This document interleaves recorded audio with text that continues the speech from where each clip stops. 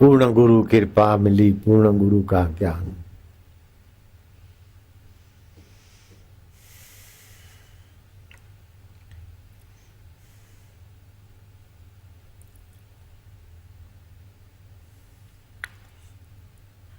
उसको पाने के लिए एक सुंदर साधना बताता हूं। श्रम नहीं है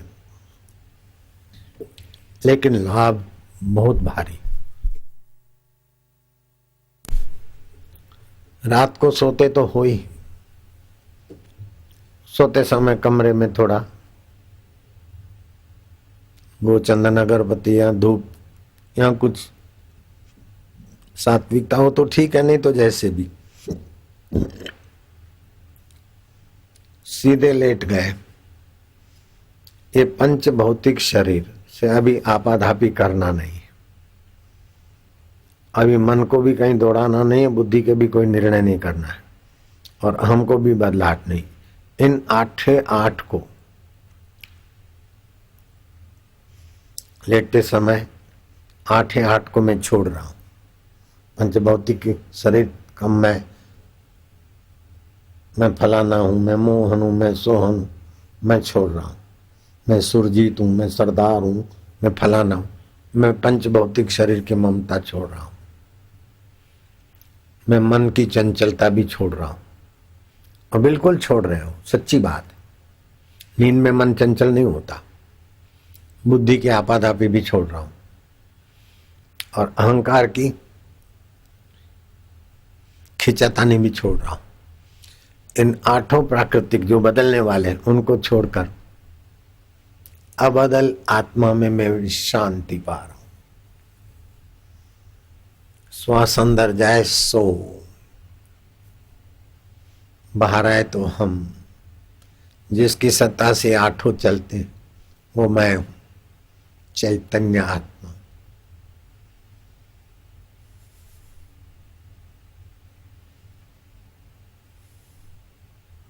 जो मृत्यु के बाद भी जो रहता है वो मैं हूं, जो ईश्वर का खास प्रेमी है, खास सखा है। नरसिंह भगवान की स्तुति की और नरसिंह भगवान कहते हैं कि प्रहलाद हिरण्याकश्यप को मारा, नरसिंह बड़े कोप में थे। लक्ष्मी जी भी आकर उन्हें शांत न कर सके, ऐसा उग्र रूप था। देवताओं ने प्रहलाद को कहा तुम जाओ। प्रहलाद को देखते ही भगवान वात्सल्य भाव से भर गए, सूंघने लगे मथा, स्नेह करने लगे। प्रहलाद तुम मांग लो मेरे से। तो प्रहलाद क्या बोलता है?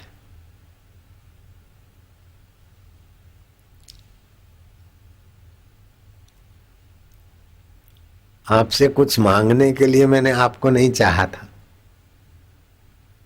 आपसे कुछ मांगूं तो मांगने वाली चीज बड़ी हो गई, आप छोटे हो गए। उस चीज की महत्ता नहीं जो आपसे भी कोई बड़ी हो।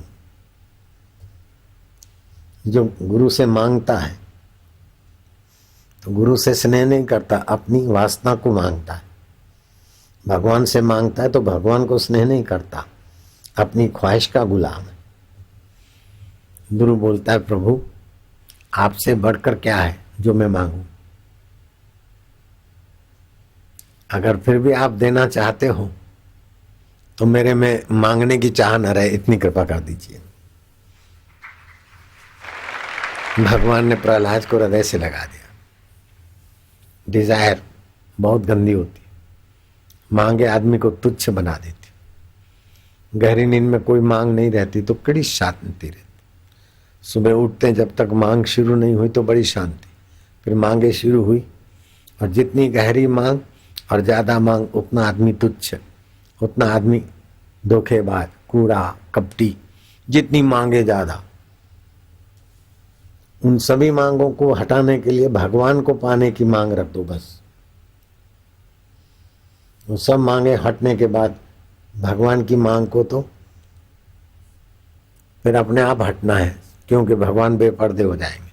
जब सब मांगे हट जाएगी तो भगवान की मांग भी हट जाएगी, क्योंकि भगवान स्वतः बेपर्दे हो जाएंगे। चाहे गुरु की थोड़ी कृपा मिल जाए आज शुद्ध 2 दिवस आए अथवा 3 दिवस आए, आज नौरते का दूसरा दिवस है। आज माँ की उपासना ब्रह्मचारिणी के रूप में की जाती। हाथ में माला है, करमंडल ब्रह्मचारी के लक्षण है। माला अर्थात सुमरण रहे उस आत्म चैतन्य का। करमंडल मिले, जो मिला सहज भिक्षा, ये चाहिए ये चाहिए ये चाहिए, मांग बिना का जीवन ब्रह्मचारी।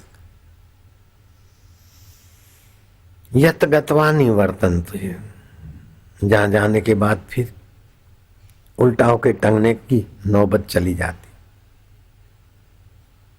तद धामो परमो मम। सूरदास कहीं जा रहे थे, अकेले थे।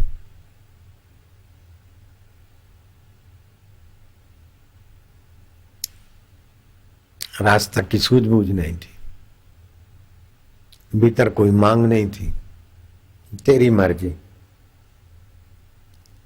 तो श्री कृष्ण आए, उनका हाथ पकड़ लिया सूरदास का।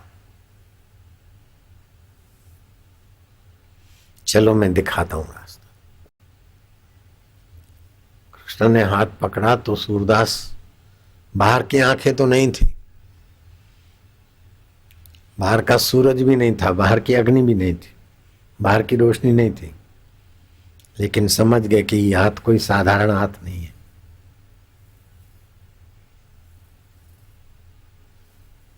जो सब में रम रहा है, सबको आकर्षित करता है, कभी कृष्ण बनता है, कभी राम बनता है, कभी अंतरात्मा होकर प्रेरणा देता है, वही का वही। जो सूरदास, उनका हाथ तो कृष्ण ने पकड़ा है, वो हाथ छुड़ाकर पकड़ने जा रहे। तुम क्या मेरे को पकड़ते हो, मैं तुमको पकड़ता हूं। तो कृष्ण अपनी माया बल से छूट गए। सूरदास ने चैलेंज कर दिया कि दुर्बल जानकर मेरे हाथ छोड़ा के जाते हो, लेकिन सबल तो तब मानूंगा कि हृदय छोड़ा के जा सको। तो भगवान को चैलेंज करके, जो आपको छोड़ नहीं सकता उसका नाम परमात्मा है, और जो आपको रख नहीं सकता उसका नाम संसार है। आपको सदा के लिए घर भी नहीं रखेगा, पति भी नहीं रखेगा, पत्नी भी नहीं रखेगी, अरे आपके हड्डियों को भी नहीं रखेंगे। इसका नाम संसार है। और आप आत्मा हो और सब में हो तो परमात्मा हो। जिसको आप कभी छोड़ नहीं सकते और जो आपको कभी ना छोड़ सके उसका नाम आत्मा परमात्मा है। और जिसको आप सदा रख न सको और जो आपको सदा न रख सके उसका नाम शरीर और संसार है। शरीर संसार को यथा योग्य मर्यादा से काम में लाओ, लेकिन उद्देश्य रखो कि जो कभी हमें छोड़ता नहीं और जिसको हम छोड़ नहीं सकते उसको जान ले, उसको पाले। ऐसे दिन कब आएंगे? ऐसे दिन कब आएंगे कि सुख और दुख को स्वप्न मानेंगे, उसको जानने वाले चैतन्य को अपना जानेंगे। ऐसे दिन कब आएंगे कि मरने वाले को मैं न मानकर मरने के बाद भी जो रहता है उसको मैं रूप में जानेंगे। केवल ये ख्वाहिश मात्र 95% साधना आपकी सफल कर देगी। तो उसको जानने के लिए मैं विश्रांति पा रहा हूं। तुम्हें समझाने के लिए मैं बहुत मिनट ले रहा हूं, लेकिन तुमको तो खाली 5 मिनट की साधना करनी है। कितना? बूंदो मिनट है थे गण। कितना मिनट? ये वठो। पंचभौतिक शरीर मैं नहीं हूं, मेरा नहीं, पंचभूतों का है। मन में नहीं हूं, प्रकृति का है। बुद्धि में नहीं हूं, प्रकृति की है। अहम में नहीं हूं, प्रकृति का है। इन सबको जानने वाला मैं परमात्मा का हूं। परमात्मा मेरे, मैं उस रब में विश्राम पाने जा रहा हूं। जिसका बिछड़ा हूं उसी से मिलने जा रहा हूं। जिससे दूर होकर कई जन्म पाए, अब उसके रूबरू होने जा रहा हूं। आओ आओ आओ। ये 5 मिनट का पवित्र चिंतन, खाली 6 महीना नागा न हो, आपकी स्थिति ऐसी ऊंची कर देगा कि आप जो भी ध्यान भजन करते उसका 100 गुना फायदा तो होगा ही होगा। लेकिन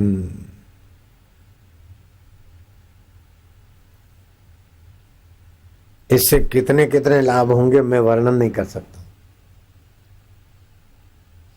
आपको तो होंगे, आपके संपर्क में आने वालों को भी कितने फायदे होंगे आप गिन नहीं सकते। मेरे संपर्क में आने वालों को कितने फायदे होते हैं मैं गिन सकता हूं क्या? मेरे गुरुजी के संपर्क में आने वालों को और मेरे को कितने फायदे हुए मैं नहीं गिन सकता। वो है आत्मा परमात्मा। और फायदों के लिए ये कंप्यूटर, ये सिम कार्ड, ये बंदी बहू, बंदियां, कितना भी लिखो लेकिन ये फायदे यहीं के यहीं रह जाते। आप ठन ठन पाल, आपके हाथ कुछ नहीं लगता। अगर ये मिलकत मेरी है, मेरी है चिंतन करो तो वहां चिपकली चिपकला, चूहा चूही, छछुंदर या और कुछ होकर आ जाओ, भटको। ये सारे फायदे जगत के हैं, वो है स्वप्न तुल्य, फंसाने वाले। असली फायदा है आत्म साक्षात्कार। और ये सुंदर आज के दिन आपको तोहफा पैकेज सुना रहा हूं, 5 मिनट की साधना खाली। मुझे अगर ये घर में रहते हुए मिलती तो मैं 7 वर्ष परिश्रम वाली साधना नहीं करता, इससे ही हो जाता। ये किया और गुरु की थोड़ी कृपा मिल गई, हो गया। इससे जो अंदर में रस आएगा और बुद्धि में विलक्षण लक्षण पैदा होंगे। जब आदमी नीरस होता है ना तब पान मसाला खाता है रस के लिए, नीरस होता है तो सिगरेट फूंकता है, नीरस होता है तो इधर उधर फलाने के घर जाना, इधर जाना उधर जाना। अपने आप में रस तो खुद में ही खुदाई देख ली तो काबे में सिजदा कौन करे। दिल में ही दिल भर का माधुर्य पा लिया तो बाहर कौन खोजे।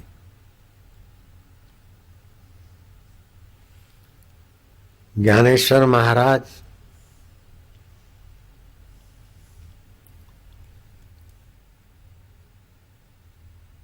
ने नामदेव को कहा चलो मेरे साथ यात्रा करने।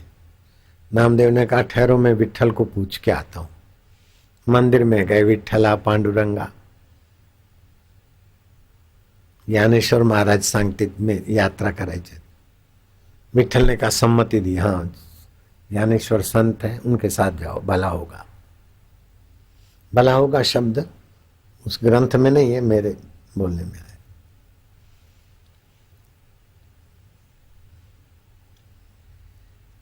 यात्रा शुरू हुई। गोरा कुंभार, अभी तो अपन उनका जगह भी देख के आए, अपना आश्रम भी, उनका जो घर था उसके कुछ किलोमीटर दूरी पर अपना आश्रम भी है। गोरा कुंभार के यहाँ साधुओं का आना जाना रहता था। तो ज्ञानेश्वर, नामदेव, सावता माली, मुक्ताबाई ये सब इकट्ठे हुए वहां। तो घोड़ा कुंभार मटके बनाता था, तो मटके पक्के हैं कि कच्चे, तो उसको परखने के लिए थापी थी, पक्का है आवाज आता। कच्चा मटका अलग रखते तो पक्का अलग। तो ज्ञानेश्वर की बहन ने पूछा कि थापी किसकी है काका? गोरोबा बोले घड़ा कच्चा है कि पक्का है, इससे पता चले। तो बोले हम भी तो घड़े हैं, मिट्टी के घड़े आप बनाते और ये भी मिट्टी के घड़े ब्रह्मा जी बनाते, तो हमारी भी परख करो, हम कच्चे हैं कि पक्के। सभी संत सहमत हुए।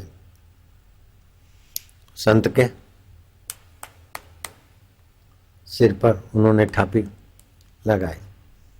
और संतों को तो न राग हुआ न द्वेष हुआ, न खुशी हुई न नाराजी हुई। आत्मा एक रस है, खुशी और नाराजी मन को होती है, वो तो आत्मा में थे। जो नामदेव को लगाया तो मैं क्या मिट्टी का घड़ा हूं क्या, मेरे तो पांडुरंग के दर्शन होते। गोरा कुम्हार ने कहा ये कच्चा घड़ा है, मैं भी हूं और पांडुरंग का दर्शन करने वाला हूं। अभी मैं इसकी मिट्टी नहीं है, मैं ईश्वर के साथ मिली नहीं, अभी तरंग है, सागर नहीं हुए। सभी संतों ने कहा कच्चा घड़ा है। नामदेव गए मंदिर में, विठ्ठला विठ्ठला लव करिया, पांडुरंगा अलव करिया। पांडुरंग प्रकट हुए, बोले संतों ने मिलकर मेरे को कच्चा घड़ा साबित किया है। भगवान सहमत हुए, बोले संतों ने ठीक निर्णय किया है। मैं कच्चा घड़ा, मी कच्चा आहे, हा कच्चा आहे। तो तुम्हीच सांगते ते, नामिया तू माझ्या फार प्रिय आहे, प्रिय भक्त आहे नामिया, तुम्ही येतो मला प्रसन्नता होती, आणि तुम्हीच सांगते मी कच्चा घड़ा हूं क्या? हाँ, तुम मेरे को आकार वाला ही जानते हो और अपने को आकार वाला जानते हो, ये तो माया है, बदलती है। तुम अपने असली मैं को नहीं जानते तो मेरी मैं को भी क्या जानोगे? तो कच्चा घड़ा है। तो तुम्हीच मला पक्का करून द्या ना पांडुरंगा, हा माझ्या काम नाही, हा माझ्या कार्य नहीं नामिया, हा गुरुचा कार्य है। अपराधी को पुलिस खोज सकती, पकड़ सकती, न्यायाधीश अपराधियों को खोज नहीं सकता। जाओ शिवोबा खेचर के पास गए। शिवोबा खेचर तो लेटे थे और शिवलिंग पर पैर, तो एक धक्का लगा कि ये कैसे शिवोबा खेचर संत और भगवान के श्री विग्रह पर पैर लगा दिए। तो शिवोबा खेचर ने कहा नामिया तुम पक्का घड़ा होने को आए हैं ना, विठल ने भेजा है तुमको। अरे बोले महाप्रभु इतना तुम जानते फिर भगवान के सिर पर पैर रख के सोए, ऐसा क्यों? तो बोले नामिया आता मैं वृद्ध जाले, मैं वृद्ध हो गया, तुम मेरे पैर उठा के ऐसी जगह पे रखो जहां भगवान ना हो। नामदेव ने उठाए पैर, शिवलिंग से हटाकर दूसरी जगह रखा तो वहां शिवलिंग, तीसरी जगह रखा, गोल घुमाया, जहां जहां रखे तो शिवलिंग शिवलिंग। नामदेव ने अपना सिर झुका के वही संत के चरण अपने सिर पे रख दिए। तुम ऐसा नहीं करना, तुम्हें ऐसा अवसर ना आए, ऐसे ही मैं करूंगा।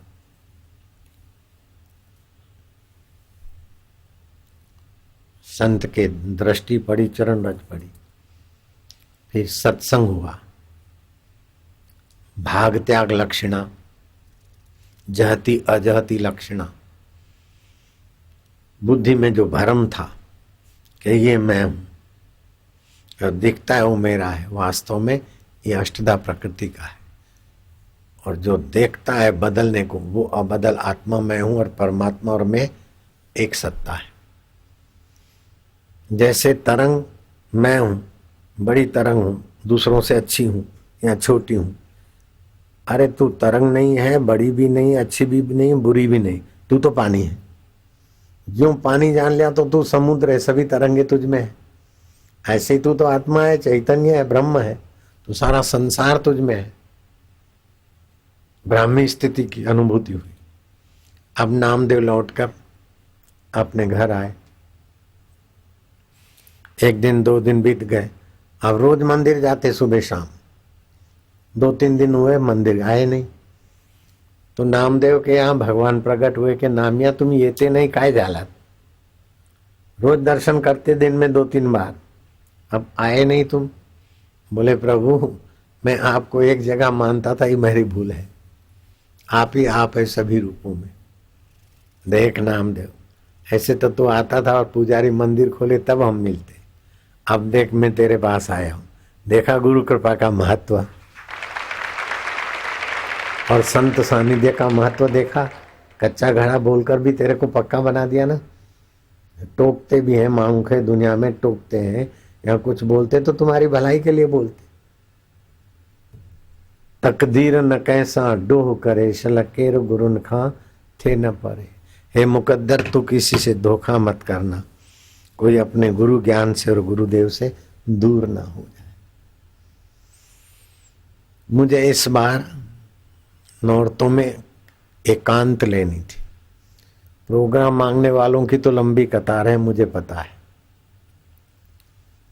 तो मथुरा को दे दिया दशहरा के बाद 26 से 29 सुबह तक पूनम वालों को। बाकी के प्रोग्राम नहीं दिए थे। फिर थोड़ा सा जच गया तो मैं कहा चलो अब सोमवती अमावस्या मध्य प्रदेश के भक्तों के हवाले कर दी। तो इंदौर वालों की लॉटरी लग गई 14 तारीख इतवार की। उस समय इंदौर समिति ने झोली फैलाई कि 17 हमको दे दो, 17 तारीख है। मेरे को एकांत में ही रहना था, मैंने ना बोल दी। 15 तारीख सोमवती अमावस्या सनावत के हवाले रही, नर्मदा किनारे। इंदौर समिति वाले बड़े चालाक रहे, जिनको मना किया वो नहीं आए बेटे, दूसरा जत्था भेज दिया। मना वाले आए तो फिर से शायद मना हो जाए, दूसरे जत्थे को भेज दिया। साईं साक्षात्कार दिवस, साईं ये दाढ़ी वाला खड़ा हो जा। अब दाढ़ी वाला है तो ठेकेदार दाढ़ी वाला, बापू दाढ़ी वाला नहीं है।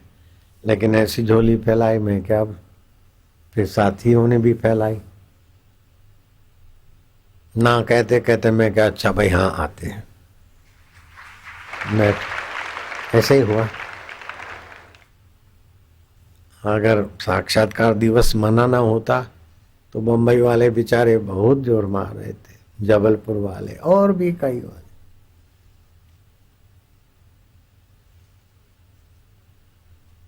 अब हम लेना देना, मिलना जुलना, प्रसाद बांटना, ये सबसे निवृत्त होकर तुम्हारी भी तेजी से प्रगति और मुझे भी कम परिश्रम पड़े। ये प्रसाद लो, ये बांटो, ये करो, वो करो। इसीलिए मैं हाथ खींच रहा हूं प्रवृत्ति से, आपाधापी से। वैसे पहले आता था तो सुबह से ही लोगों के बीच मिलने जुलने का था। अभी सुबह आया, अभी अभी निकला, 2:30 बजने के बाद आया मैं।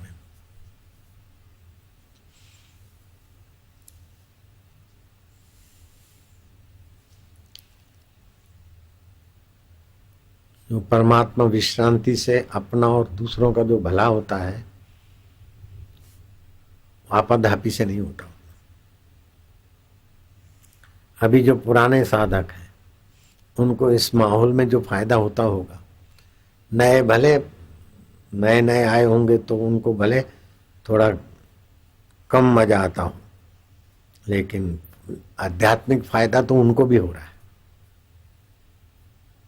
ढोल धमाके ये वो, ये शुरुआत वाले भक्तों के लिए। आध्यात्मिक ऊंचाई वाले के लिए तो मौन शांति।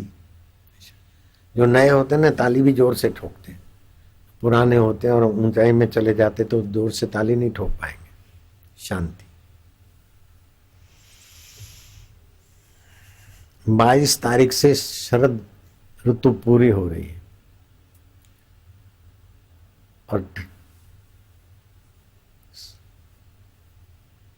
ये शरद ऋतु जो है रोगों की माँ है। लोग कथा के प्रचार कर देते हैं, फिर बोले गला खराब हुआ अथवा बुखार आ गया, प्रोग्राम कैंसल। हम ऐसे प्रोग्राम पहले से देते ही नहीं कि गला खराब हो जाए प्रोग्राम कैंसल करना पड़े, बुखार हो जाए प्रोग्राम कैंसल होना। दिया हुआ प्रोग्राम तो पूरा करना ही है। और गले को भी काम करना ही, बुखार को भी उतनी देर बाहर चला जाना है। मेरे को भी बीच में आ गया था बुखार, किसी को पता नहीं चला, हमने अपना काम पूरा कर लिया, बुखार ने अपना काम पूरा कर लिया, वो चला गया, हमारा सत्संग चलता रहा। बुखार आके दबोच दे, गला आके दबोच दे, ऐसा काहे को करना? ये नौकर चाकर की नहीं, आपकी आज्ञा में रहे, बैठ जाए इधर थोड़ी देर, बाद में आना।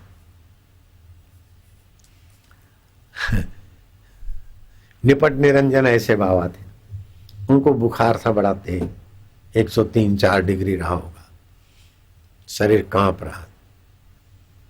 औरंगजेब ने देखा कि जब से निपट निरंजन महाराज का साथ साकार मिला है औरंगाबाद वालों को, और मराठे बड़े बलवान हो गए, तो दर्शन का निमित्त बनाकर, ढोंग बनाकर औरंगजेब निपट निरंजन के पास आए, हाथी पर बैठ के। दिल्ली से आए, फिर तामझाम से प्रभाव डालने के लिए। तो वहां किसी मकान का होता है ना, प्लिंथ भरती है ना 2-2.5 फीट की, उस प्लिंथ पे बैठे थे निपट निरंजन, धूप खा रहे थे बुखार में। तो देखा कि औरंगजेब आ रहा है,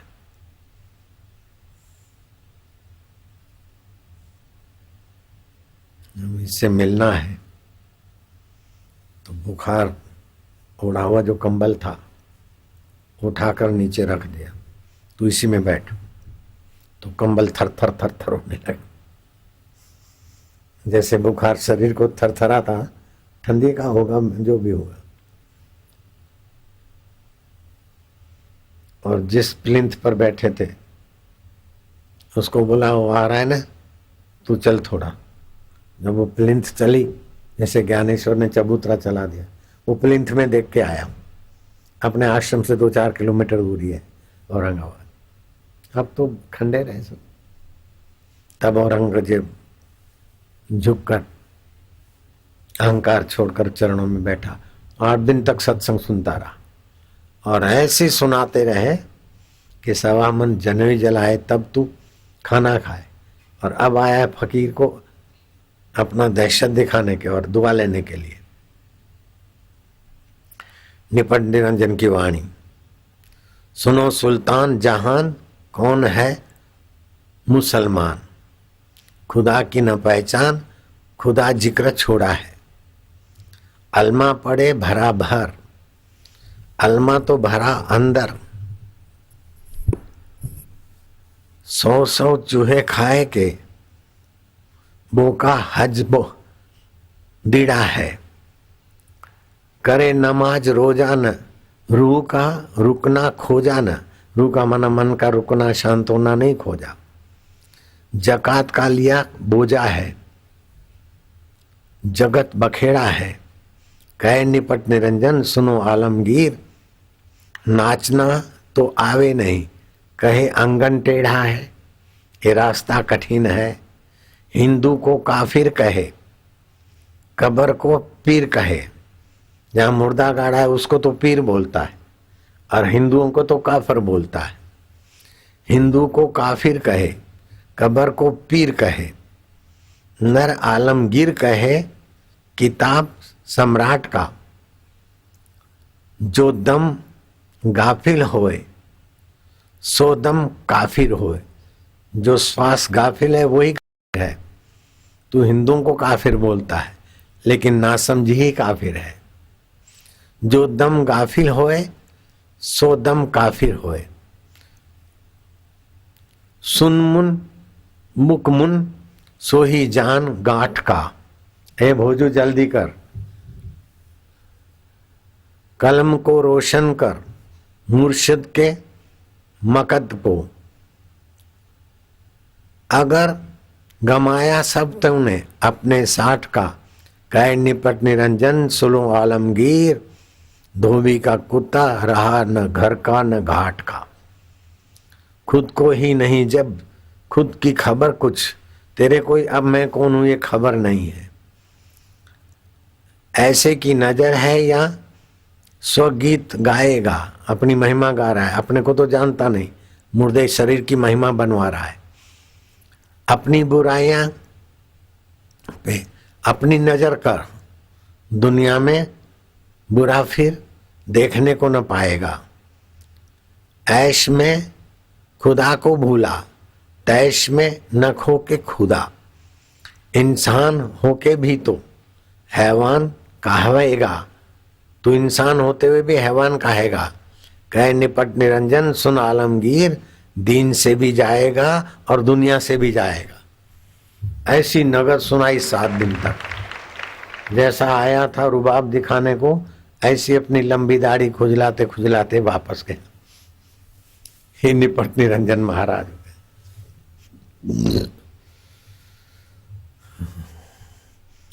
अब सर्दियों की मौसम के लिए गाजर का हलवा। पहले तो गाजर में से वो पीला हिस्सा निकाल और ऊपर से थोड़े हल्के फुल्के छिलटे निकाल दिए। गाजर में लोह तत्व और विटामिन ए तो है, लेकिन वायु 80 प्रकार के रोग पैदा करता है। वो गाजर का हलवा वायु को मार भगाता है, तो गैस की तकलीफ को भगाता है, तो पाचन भी अच्छा होता है, नींद भी अच्छी आती है। गैस की तकलीफ में 2-2:30 बजे नींद खुल जावे, 1 से 3 के बीच की नींद हराम कर देता है गैस की तकलीफ। पित्त की तकलीफ 11 से 12:30-1 तक की नींद हराम करता है। कफ की तकलीफ 3 से 5 की 6 की नींद हराम कर देता है।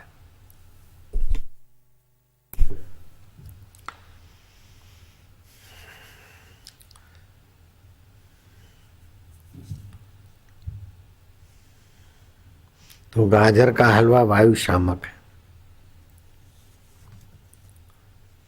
बल देता है, रक्तवर्धक है और नेत्र की ज्योतिवर्धक है। 24 तारीख, आज 17 हुई, 8 दिन के बाद 22 तारीख, 5 दिन के बाद आप शरीर को पुष्ट बनाने के लिए गाजर का हलवा बना के रखा, थोड़ा थोड़ा रोज खाया, 10-5 दिन तो पड़ा रहता है फ्रिज में, क्या फर्क पड़ता है। दूसरा है